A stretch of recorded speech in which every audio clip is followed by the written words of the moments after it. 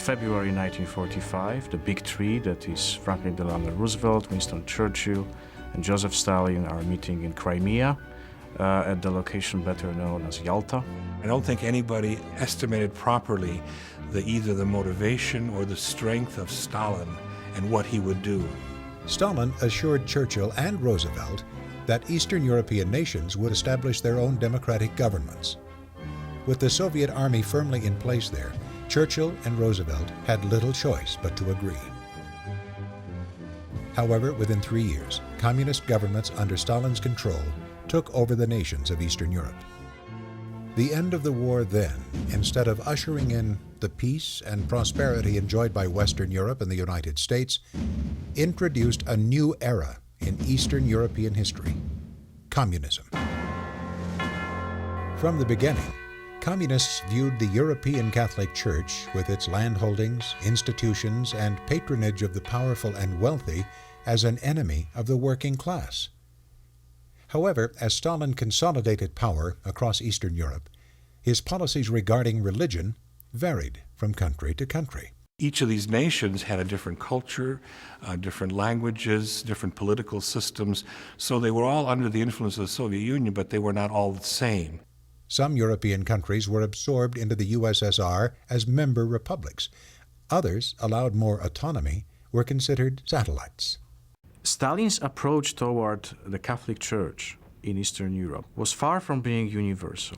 Stalin simply wanted Catholic churches to become subservient to the communist regime. Catholic schools, the centers of formation and faith development for the young, drew immediate attention and decisive action from communist governments. In 1948, as soon as the communists took over, all the schools were nationalized. Religious women were allowed to teach, but they were expected to teach Marxism. Because that was in total contradiction to what the religious sisters were about, they refused to teach Marxism. Consequently, in June of 1950, the teaching certificates of all religious women were revoked. In Czechoslovakia and Hungary, arrests were coordinated nationally. On the 28th of August, 1950, all major superiors of religious communities of women were summoned to Bratislava, and they heard that tomorrow all of the religious houses of women will be liquidated. Open the door! Sisters, wake up! Wake up! Hurry, the police are here! Police often arrived during the night to arrest sisters and remove them from their convents. So hurry! We have to pack our bags and be up in the chapel.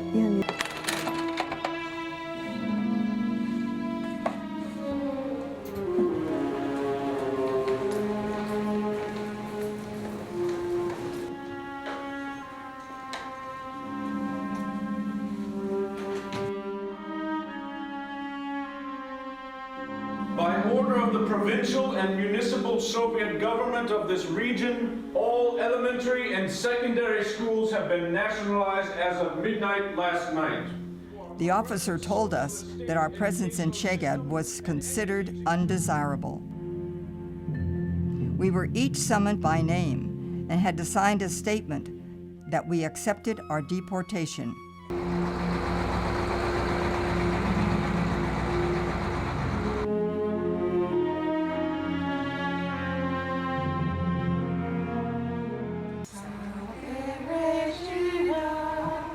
Because we thought we were going to Siberia to be martyred.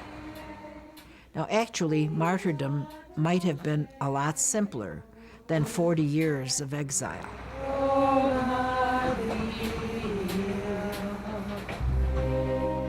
The sisters were transported to various men's monasteries, some of which had already been vacated. I was 28 years old when our congregation was dissolved. I was taken to the abbey in Zertz. There were 500 sisters from 18 orders held there. We slept on straw bags on the ground, in rows next to each other. In Hungary, some of the schools were allowed to operate. The Bishop Conference of the country started negotiations with the state At the end of the negotiations, the state allowed for 3 male congregations to exist and for 1 female congregation. Nobody knew what it means to run a Catholic school in an atheistic society, how you can lead a school according to Christian conscience. This decision to keep a Catholic school open but under government scrutiny caused terrible conflict both internally and externally for the school sisters. There was a tension with other congregations because there was a certain suspicion among them. How can we take on this work? There were also deep wounds among us, who was chosen and who wasn't chosen. The provincial had to choose out of 320 sisters, only 32. She refused.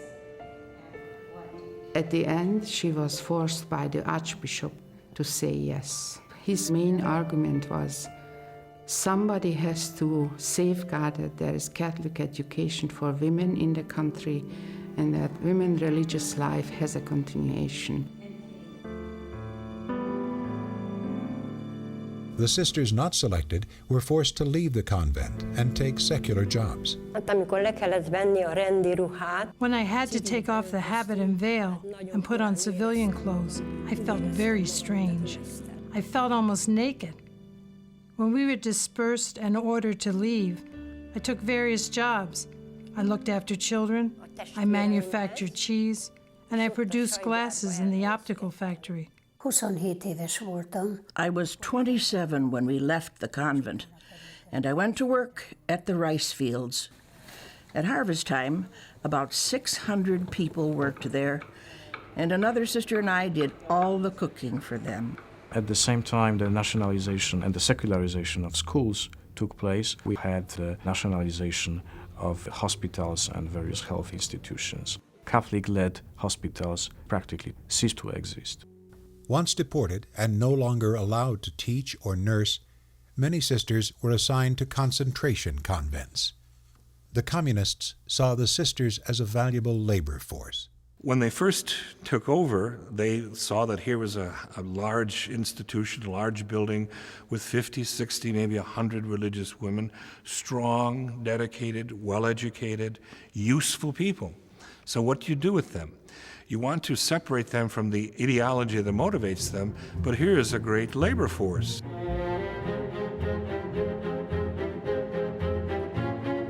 In 1950, practically overnight, the government put into various isolation detention centers 4,000 or 5,000 out of 12,000 nuns that were in Czechoslovakia.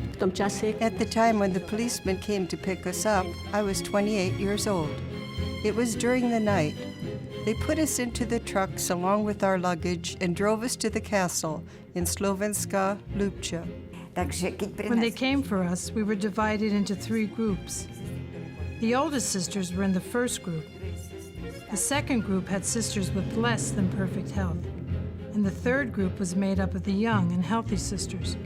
I was in this third group. In every concentration convent, there was a female administrator whose duty was to monitor our letters, our visits, and all our movements. The castle itself was very cold because of the stone walls. There was no hot water. When we needed it, we had to carry it up from the lower courtyard. Altogether, there were 200 of us from about 8 congregations. I worked and lived in this castle for 11 years. For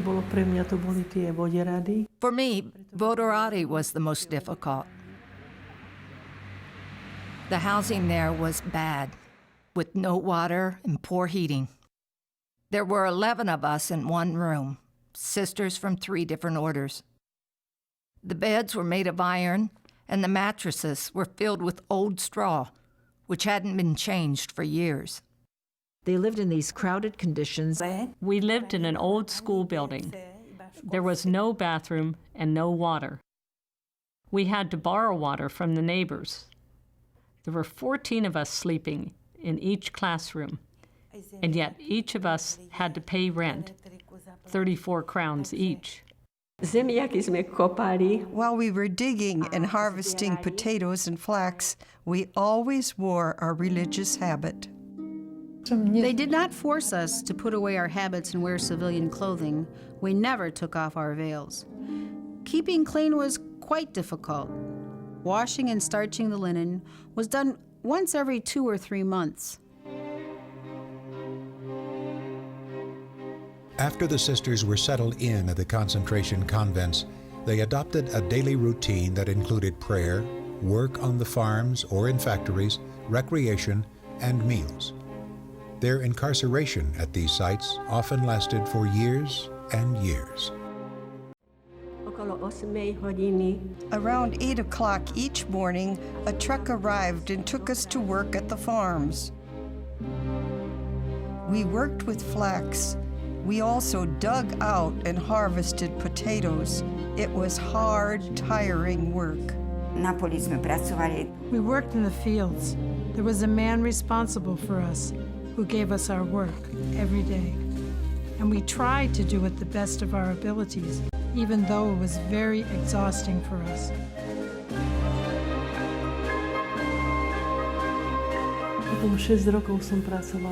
Then I worked at a poultry farm for 6 years. The work there was quite hard. There were thousands of chickens and hens. The sisters who worked in the concentration convents, they were positive about everything.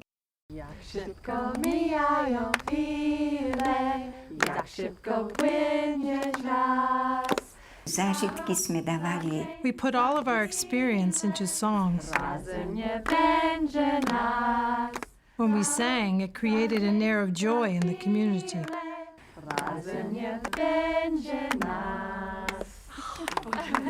Some sisters who did not do farm labor were assigned to work in cottage industries or in factories.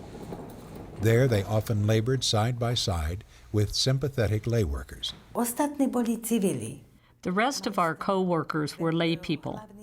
The chief foreman, the hall foreman, we respected them greatly, and they respected us. They protected us like their children. We spun Egyptian cotton, and I worked on a central flyer frame machine. We worked in 3 shifts and got paid very little. I worked in a factory near Prague, a wool factory. We had to carry the spools, which weighed hundreds of kilograms. My machine was 14.5 meters long. We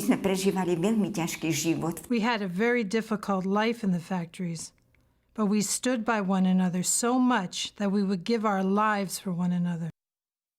And that was powerful. Gradually, the communist leadership recognized that other work could be delegated to the sisters.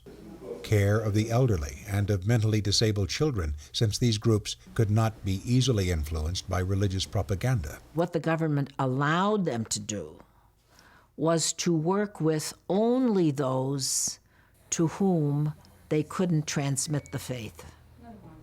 And that was the handicapped children and the senile elderly. Beginning in 1961, we were allowed to establish institutions for mentally retarded children. Some of those children were actually raised in stables, so it was extremely hard work, demanding for both the stomach and the mind.